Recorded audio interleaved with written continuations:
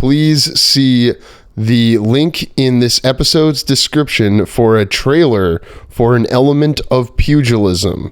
And there is a Z-Fest like contest going on, so do with that as you will. I'm a libertarian. I want you to choose what you want to choose. No, I mean, don't you want people to like us? That's the whole point of it. I want people to like us for us, not because they feel like... Because we told them to? Yeah, we're informing them, and then they can make their own decision. Well, please click the link and click like. Thank you. You're listening to this episode on Spotify, Apple Podcasts, or YouTube. Hit that subscribe button and leave us a comment. It would greatly benefit the show. Wow.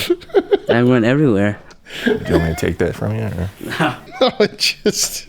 Yeah, did you shake that up beforehand? Yeah, I specifically grabbed the peach ones and shake them hard. I heard someone say that this is a 3-claw pod.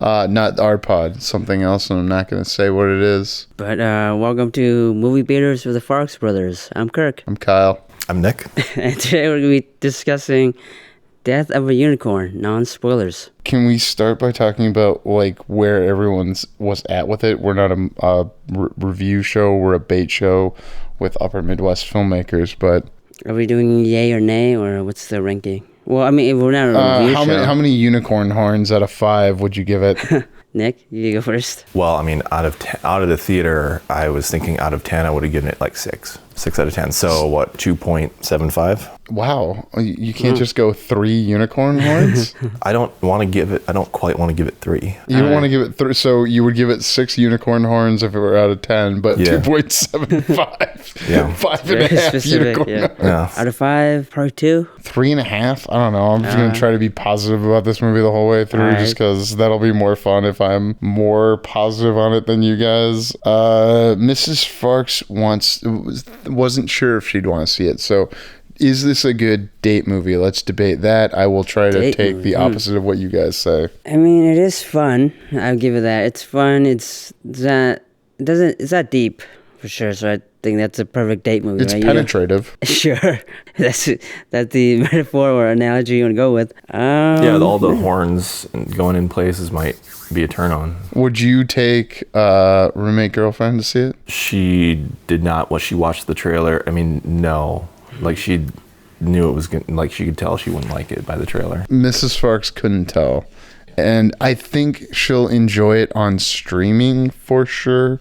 I don't think we'll make an effort to go see it in theaters. It'll be on streaming in like 3 weeks. So A24, well, actually, that Adam Aronson has been in the news, the CEO of AMC recently, trying to get studios to agree to a 45-day window instead of 17 that we're seeing in some cases. Oh, yeah. Yeah, well, that would help. 3 out of 6 studios have agreed that would be helpful. To do at least 45. Yeah. Because Universal, I think, has 17 for any movie that doesn't open above 50 million, I think it is. Yeah, something like that. Oh. Yeah. It's like movies, that's kind of that's become kind of a hard bar to reach. Well, there's a lot of stuff. There's the Mufasas and the Greatest Showmans of the world. No, I'm serious. Like, you're smiling. But you're not going to hit that every time, though. No, but there are movies like Death of a Unicorn I could see as a movie that builds over time.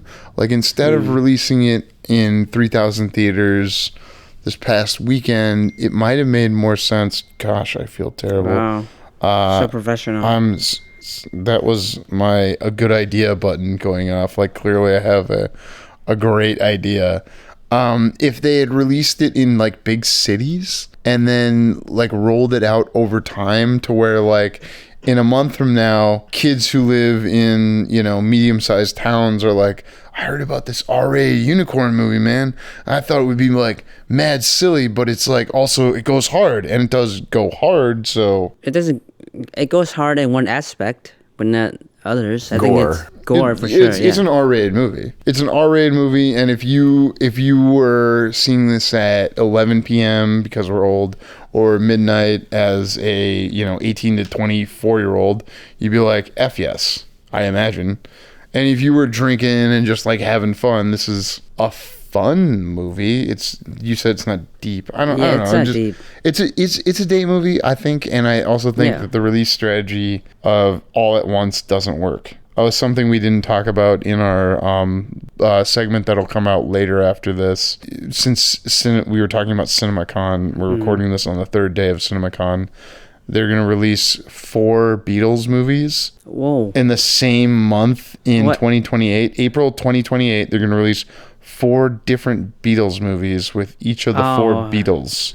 And so that's why release strategy is in my mind. And do you guys disagree on, hey, maybe this is a movie you slow roll? Slow roll and what? Oh, like release wise? Like started in city. They call it a platform release, I believe. Yeah, I mean you can, but I think you miss the window if you slow roll too much. Only because the people know now to expect that it's going to be on streaming in a month or whatever. Yeah.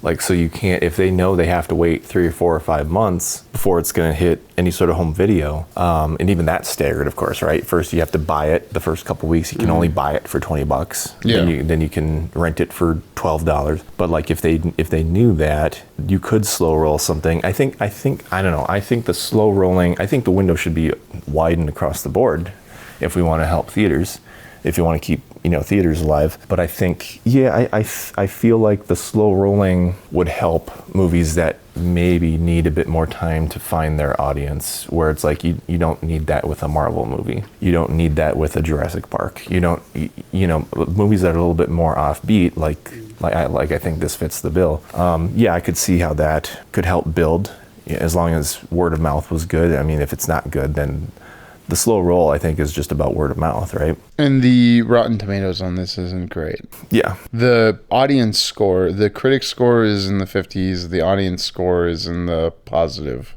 above 60. Oh, really? Okay. Yeah, as of today. And I think that there's people who will self-select into a movie called Death of a Unicorn. It's kind of a horror. It's kind of not a horror. It wasn't horror for the first half, really. Well, and horror comedy almost always struggles. So that's You didn't see Hard Eyes, Nick. No, I actually do. I watched that first 10 minutes. They put the first 10 minutes out. Yeah. And like, oh, okay. I can tell I would know now going into it that to expect a comedy first and horror second is what it seems like based on the first 10 minutes. And as long as I know that, and as long as it doesn't turn into that after seeming like it's going to be horror first, I don't think I would be disappointed by that. I just need to know what I'm getting with a horror comedy, like what the balance is, and be consistent with that balance. The Directors Guild podcast released an episode where Lisa Frankenstein director interviewed Heart Eyes director, and neither of you saw Lisa Frankenstein, right? I saw it. I liked it. You did? Yeah. And did you like Lisa Frankenstein more than you like Death of a Unicorn? Yeah, I'd say so. I think because they leaned more into the ridiculousness of it all, because she had to go all out to get what she wanted. I'm much more likely to rewatch Death of a Unicorn than Lisa Frankenstein, but please continue.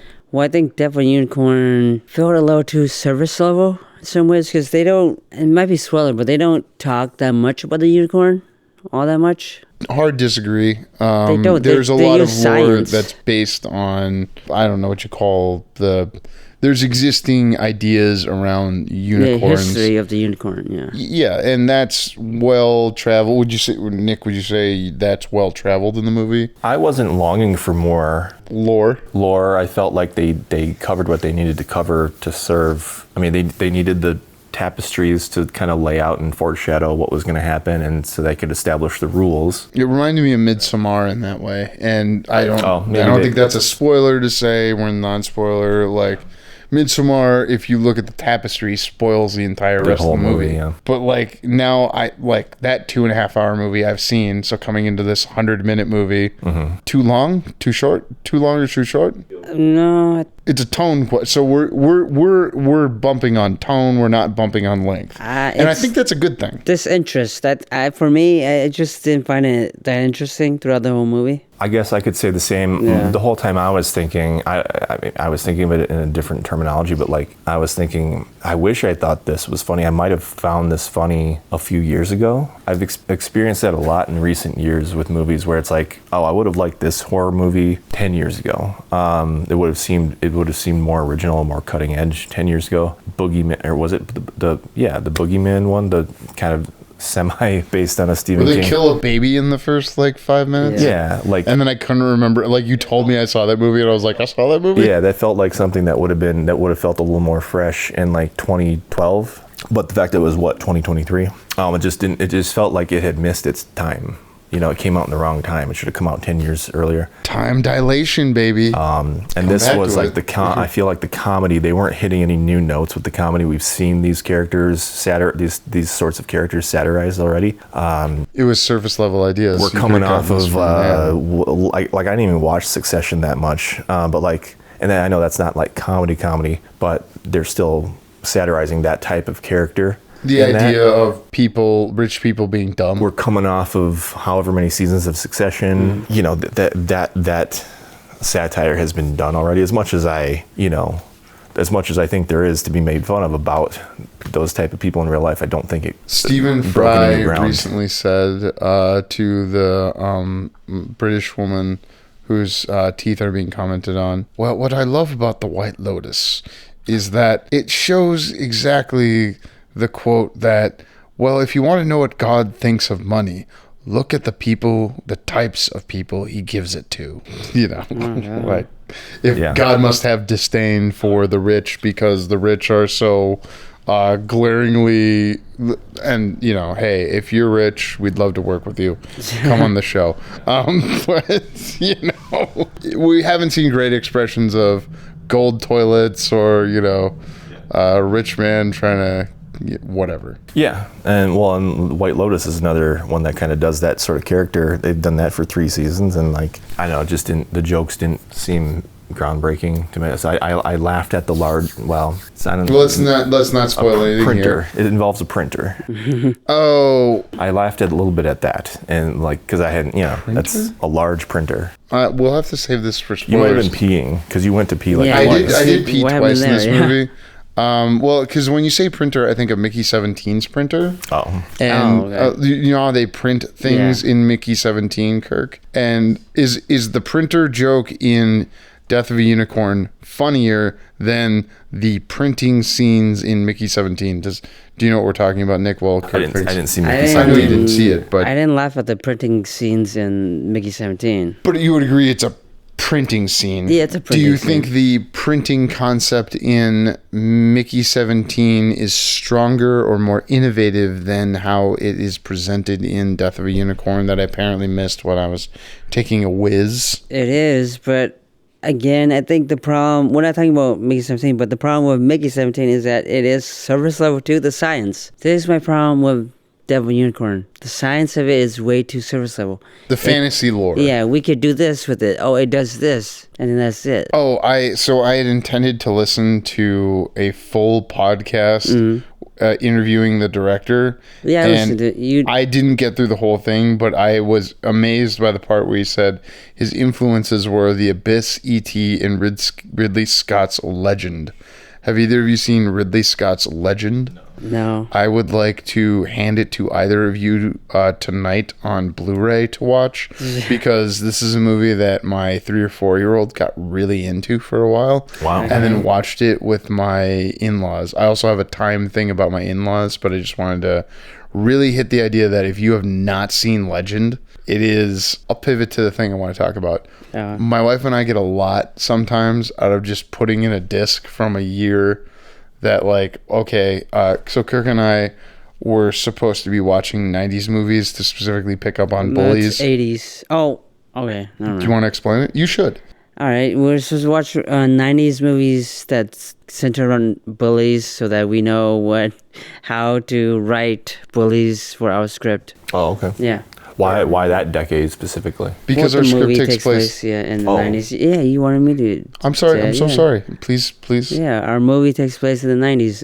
Mid-90s, 96. Oh, okay. Yeah, so we need references. My next thing I'm writing takes place in 96, so we're on the same page. As long as it can be the same universe, that's how we'll really sell this shit. No, the problem I had was that someone brought up bullies and Dazed and Confused because it came out in the 90s was brought up, and then it was like, yeah, but this takes place in 1976, which is the year before my father-in-law graduated. Okay, yeah. And then after that, I put in a disc of, and You guys are never gonna guess what this was. The Deer Hunter. Oh. And that takes place at the start in 1968, which is the year after my mother-in-law graduated high school. So I pointed out to my wife that The Deer Hunter to Dazed and Confused contains this space between your mother and your father's age. Okay. That they graduated high school. Isn't that fascinating? She, I think we'd give it like a 6. Yeah. A 6, 3 horns out of 5. That idea? Like the coincidence? The coincidence of those things. Okay. And she wanted to keep watching Dazed and Confused because Parker Posey, who's in this season of White Lotus, is in it. Yeah, she is. Yeah. And she calls people sluts. Oh, wow. And I was like, man, Parker Posey's a bully in this movie. I should send this to Kirk and our co-writer to relating it back to the death of a unicorn and class struggle. Do you know you and I are kind of out of touch because we watch White Lotus and most people don't watch White Lotus? Like it's getting like 5 million people in a week, and that's like groundbreaking that 5 million people are watching White Lotus. There's 300 million people in this country. Compared to like all like the 20 million who watch like fucking Big Sky or some What other. is Big Sky? That's like what. It's like what boomers watch to feel edgy. It's on ABC. Big Sky. It's what you watch if you don't have. I feel so dumb. It's what you watch. It's like a. I don't want to say it's like a more kind of like not rural, but like it's Rural? a cop show. But like It's Yellowstone, but sci-fi. no. I was gonna say it's what you watch. Like it's what people who would watch Yellowstone would watch if they don't have Paramount Plus or whatever Yellowstone is on. Yellowstone is not sci-fi. You know what I was thinking is that Brokeback Mountain is kind of like the OG Yellowstone because it takes place in the 70s and 80s and it's a movie about the West and cowboys and like the gay sex is like, I don't know, 5 minutes of the movie. But it's a 2-hour movie about like how the West, specifically rural areas, were kind of overhauled from the 70s to the 80s. This is the 20-year anniversary of this, and I hear Ang Lee is going to be around the Twin Cities. Cool. Should get him on. Yeah. Ang, come on, please. When you hear this, have you ever seen it? No. I own it. Have you ever seen it? No. Okay, so one of you is taking Brokeback on, and one of you is taking Legend, and they're both about the same level of gay. I don't mean that in a pejorative way. One's got a unicorn, and one has 2 guys fucking. My wife and I were at dinner with the kids, and I was going, it's the 20-year anniversary of Brokeback Mountain. And she was like, oh, next year? No, this year. And then I looked at her and went and Haktua'd into my hand as a reference to. Wait, so unicorns are gay is what you're saying? No, obviously I think that's not. what you're saying, yeah. Only if they're penetrative in that way. So when I got pulled over on the way home from seeing Unicorn for doing 48 and a 35, he asked Don't me where admit to your crimes. You should have been given a ticket. asked me where I'm coming from. I said the movie. He's like, what movie? And I said the unicorn one. And that's probably why he's like, I'm not dealing with this guy.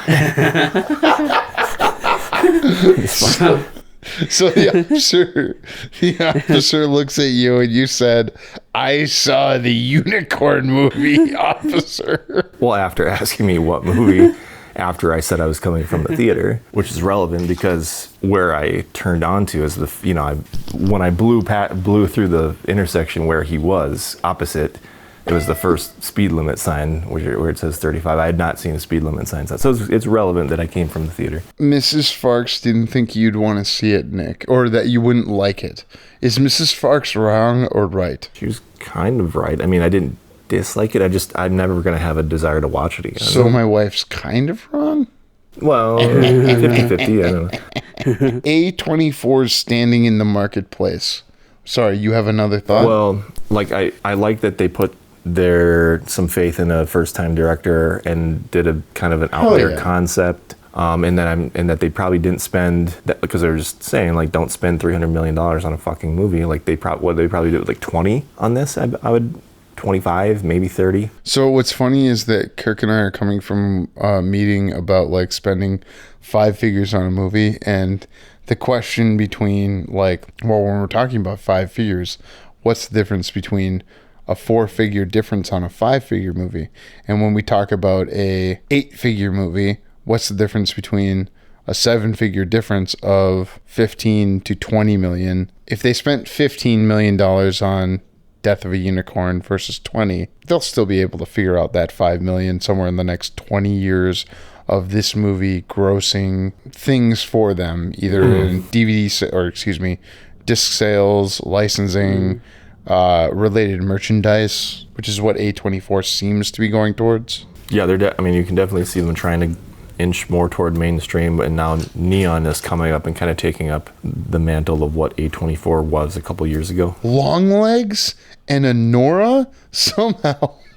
I can't wait for the Anora backpacks, the Longlegs t-shirts, the Anora Menorah. The Anora Menorah. It has more than one function. Someone, I can't remember, it must have been Neil Brennan no, it was Andrew Schultz, who was talking to, I believe, lesbians about the concept of a menorah. Like, I see the really dumb joke I thought of is, the obvious, like, oh, you could have a little fun with that. And I feel terrible for that having entered my mind from listening to other people. I should really be more prejudiced in the auditory experiences I have. Is this an A24 movie? Unicorn? Does it fit the mold of an A24 movie? What is the mold of a A24 movie? Lately, given how much A24, they're mostly distributing, right? Not like making it, not... They don't produce the movies, they distribute the movies. They acquire movies and they distribute them. Yeah. But I don't think they acquired I think they greenlight their own stuff too. Yeah, okay. I think that Lars Knudsen, or I don't know if the K is silent, his name is on Hereditary. I think it's on Midsummer. So I feel like he is... Somewhere. It could have just been, maybe he is just the producer and they put it under contract, like you were saying about Mark Platt with Disney. Well, yeah, like Mark Platt has a production company, and that production company does a deal with the production company of Disney. Yeah, studio, yes. And then the separate distribution arm, which is theoretically a separate business, but as we've talked about in previous episodes, have in the past, our lifetimes, been verticalized.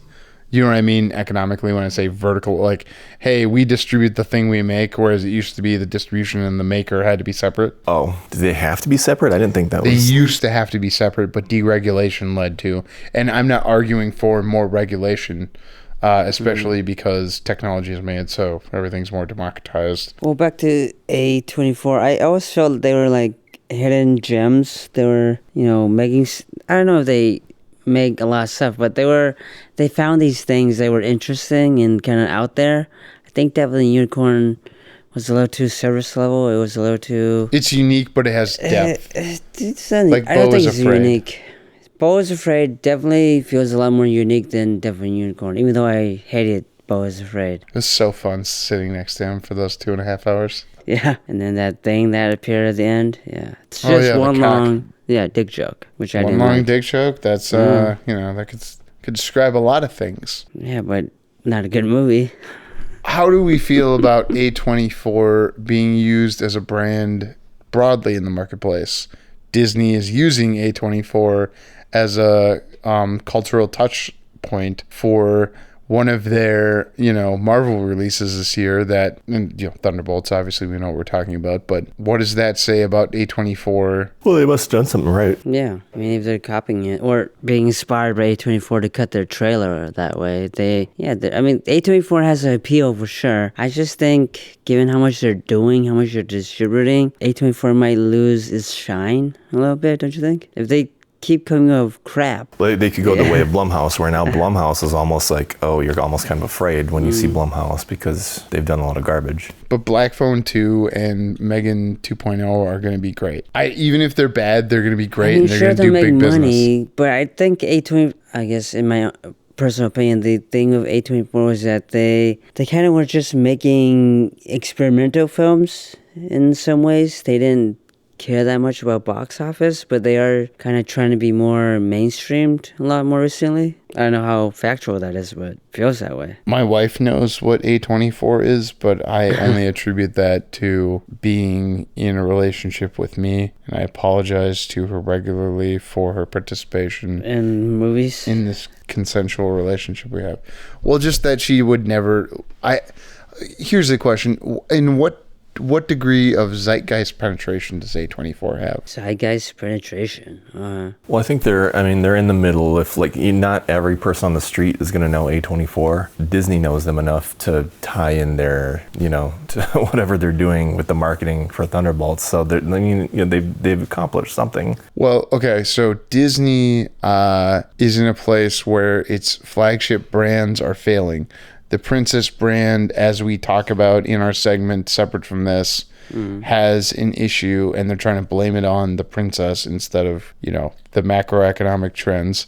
And Marvel has had issues because Captain America 4 isn't doing the business that Captain America 1 through 3 did. So they're now trying to draft off of a smaller production or distribution channels clout. Well, it's like when something that's more mainstream, whether it's like a band, I think of bands maybe like, it's kind of the opposite of when they get criticized when they quote unquote sell out. They go from underground, a little more underground to more mainstream, and then maybe some of them try to, hey, look, we're going more indie, right, to try to earn back some of that credit. I think you could look at it like that. Could I reverse cowgirl your metaphor? Sure.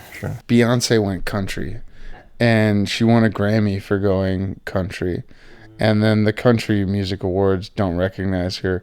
And I guess my thing is that once you reach a certain ubiquity with society, you don't have room to pivot, do something new, be as creative. And that's why, My argument is that I think people are hoping that MCU goes back to its old days where... Wouldn't you want to do something new? You don't want to go back to its old days. You never watched think they do. Iron Man movies and said, I hope this is as good as the best X-Men movie. No, but I think they don't want everything to be so connected. They want, things to be contained. They want things to... I'm sure it'll match up at the end. It'll be connected, but there's so much going on right now that doesn't feel like it's so disjointed. So I think being inspired by A24 helps them because, look, hey, we're going back to the roots. We're going to our simple days. We're, going back to when we weren't big. Like, this is us, playing to our audience. We're kind of... the little studio that could, because like even with Iron Man, people were surprised how well that movie did. Look at this big comic character coming to life. That was an independent movie. Yeah, but that's what I'm saying. They're trying to go back to that. They're trying to, we're not the big independent studio. Spirit. Yeah. I think that's something you can see a lot of people going back to your roots is like a thing that we've seen they do it in music, they do it in kind of all forms of art. Like people, it's something you see a lot, I think. Not everyone does it, but like it's a common thing where it's like, hey, we're going back to our roots with this. Authenticity is the word I would describe. How do we be more authentic? End of the non-spoiler segment. I'm not sorry I saw it. We're a bait show, not a review show, but like it's a movie worthy of discussion. But not watching? Or discussion. Or, if you just want to see something different, I feel like the concept was bold. I felt like the humor was not the humor was pretty basic and not anything we haven't seen before. But if you want to see something where they're taking a big swing, at least in terms of concept, it's worth seeing for that. Well, thank you for listening to our non-spoiler segment. We'll be hopping right into spoilers. Thank you for listening. For more on JK Productions, find us on Instagram at JK Productions Team and on Facebook, JK Productions MN.